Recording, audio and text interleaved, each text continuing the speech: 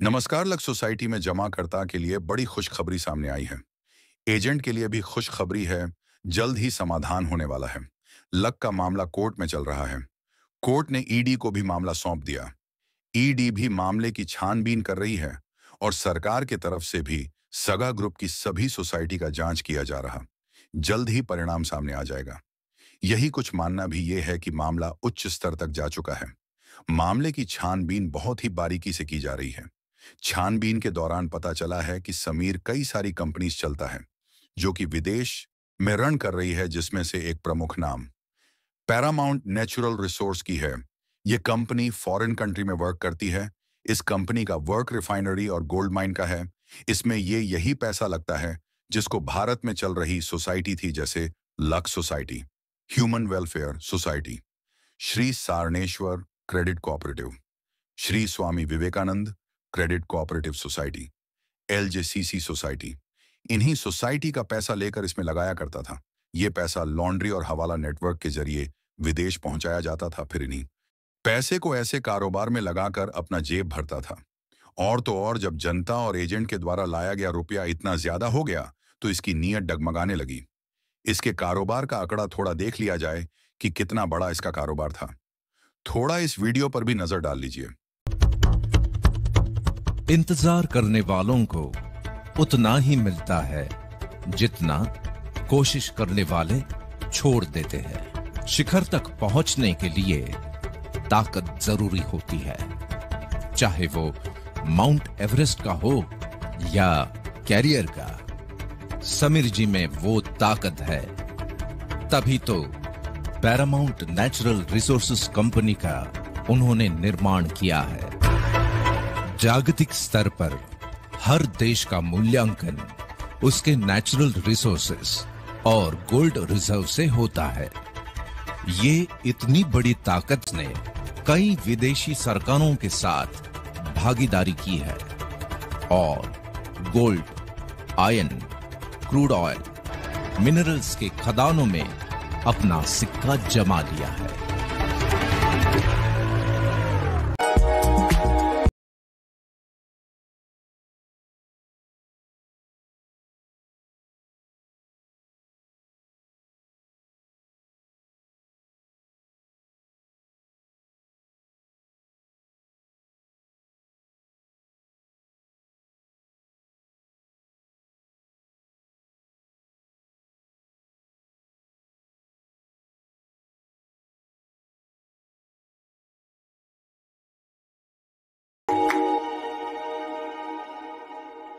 दुनिया में crude oil एक ऐसी कमोडिटी है जिससे कई देशों की अर्थव्यवस्था चलती है।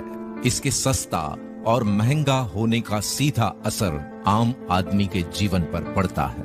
इससे केरोसिन, पेट्रोल, डीजल और अन्य पेट्रोलियम गैस प्राप्त होते हैं। समीर जी की सोच की रफ्तार इतनी तेज है कि आने वाले बेहतरीन कल का इंतजाम वो पहले से ही करके रखते हैं।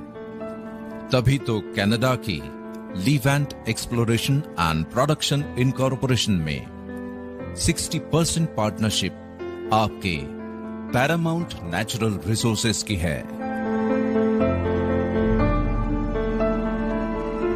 Avalon exploration and production, Texas, US.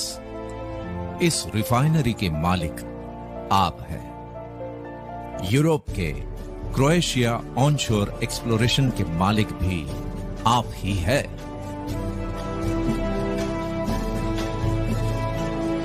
इतना ही नहीं, केनिया का फ्लोर स्पा, ये मिनरल प्लांट भी अब आपका है।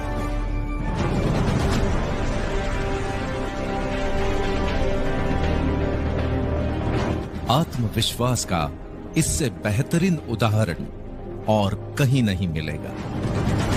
समीर जी जो कहते हैं करके दिखाते हैं। ये आज तक साबित हुआ है और इस बार भी वो खरे उतरेंगे, इसमें कोई संदेह नहीं है। जब उम्मीदें टूटती हैं, कुछ लोग बिखर जाते हैं, पर जो इस दर्द को इस गुस्से को जिद में बदल देते हैं, उनको रोकना नामुमकिन है।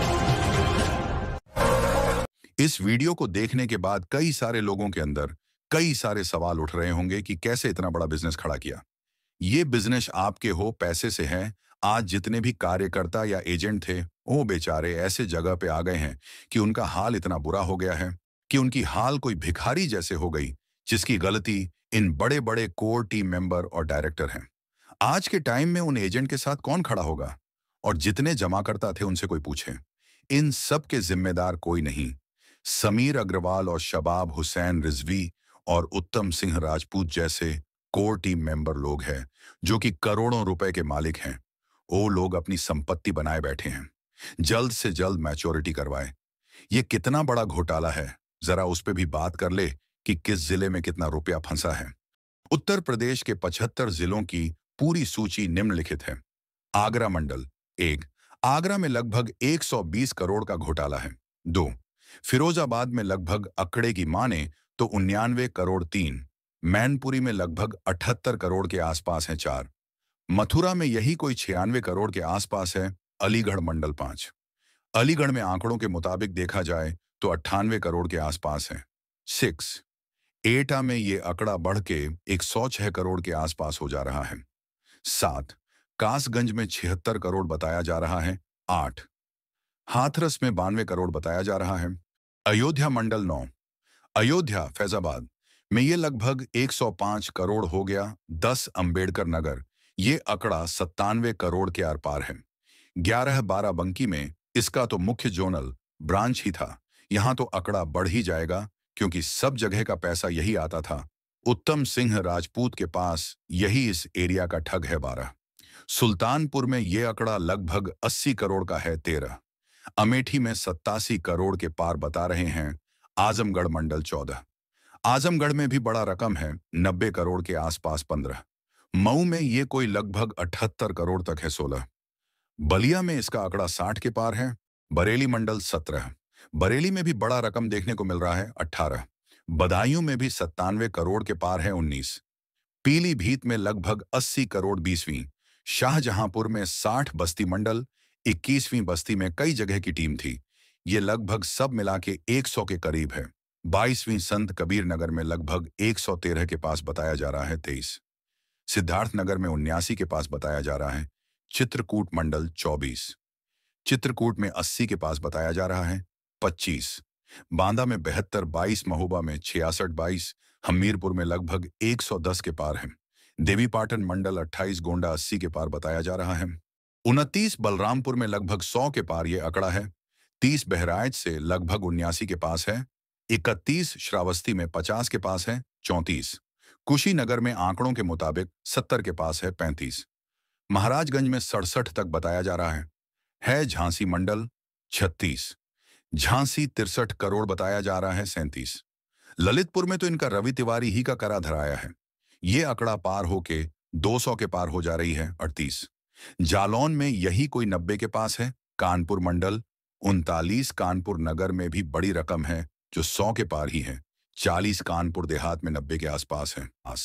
41वें औरैया में लगभग 50 के पार है। 42वें फर्रुखाबाद में 69 तक बताया जा रहा है। 43वें इटावा में 67 तक है। लखनऊ मंडल 44, लखनऊ में ये आंकड़ा पार होके 100 करोड़ से ऊपर चली जा रही है। 45, रायबरेली में लगभग 88 करोड़ है। 34, हरदोई में 76 करोड़ का अनुमान है। 47, उन्नाव में 77 तक हो सकता है। 44, सीतापुर में भी बड़ी रकम है। 49 लाख लखीमपुर खीरी, इसमें भी बड़ा रकम हो सता सकती है। मेरठ मंडल 50 लाख मेरठ, ये तो बताया जा रहा है कि 49 के पार ही है। 51 लाख बागपत में सभी का मिलकर 70 के पार है। 52वीं गाजियाबाद में ज्यादा हो सकता है। 48वीं गौतम बुद्ध नगर नोएडा में भी आंकड़ा बड़ा जताया जा रहा है। 54वीं हापुड़ में 78 के पार ही बताया जा रहा है। मिर्जापुर मंडल 55वीं, मिर्जापुर में इनका कुछ सटीक नहीं मिला है। 56, सोनभद्र में यह ज्यादातर एफडी का फंसा हुआ है। 58, भदोही में 77 के पार ही है। मुरादाबाद मंडल 48, मुरादाबाद में बड़ी संख्या में हो सकता, अनुमानित आंकड़ा 80 के ऊपर ही है। 59वें रामपुर में ये सब मिलाकर कर 60 के पार है 60। संभल में 50 के पार बताया जा रहा है। 61 अमरोहा ज्योतिबा फुले नगर में आंकड़े के मुताबिक 55 के पास है। सहारनपुर मंडल 62। सहारनपुर में सब जोड़ के 70 के पार का आंकड़ा है 63। शामली में पूरी तरह से नहीं, लेकिन अनुमान के मुताबिक 60 प्लस ही है 64। मुजफ्फरनगर में 59 के पार बताया जा रहा है। वाराणसी मंडल 65। वाराणसी में ये लगभग 100 के पार ही है। 66 जौनपुर में 80 के पास ही बताया जा रहा है। 67 चंदौली में सबसे जुड़ के लगभग 70 के पास ही है। 68 गाजीपुर में ये 40 के पार है। प्रयागराज मंडल 69। प्रयागराज इलाहाबाद में 80 के पार ही है। 70वें कौशाम्बी में 90 के पास होने की संभावना है। 71वें प्रतापगढ़ में भी अच्छी खासी रकम बताया जा रहा है। 92वें फतेहपुर में सब मिलाकर 80 के पार ही है। माउंडल विंध्याचल मंडल 73। संत रविदास नगर भदोही में 67 के पास है 74। सिंगरौली में सब मिलाकर कर 50 के पास है 75। मिर्जापुर में 89 का आंकड़ा बताया जा रहा है। ये सभी आंकड़े एकदम सटीक नहीं हैं। ये बॉस अनुमानित है, पूरी तरह से कंफर्म नहीं हो पा रहा है। पूरी तरह से इनके बिजनेस को देखने बाद ये आंकड़ा सामने आया है। पूरी तरह से सच्चाई तभी सामने आएगी जब समीर पकड़ा जाएगा, तभी बाकी ये सब एक अनुमानित आंकड़े थे जो अभी तक बताए गए हैं। बस यही दुआ करते हैं कि जल्द से जल्द पेमेंट शुरू हो जाए, जिससे कि जितने हमारे जमाकर्ता और एजेंट हैं उनको थोड़ा राहत मिले। जब तक मैच्योरिटी शुरू नहीं हो जाती तब तक ऐसे ही मैं आवाज उठाता रहूंगा।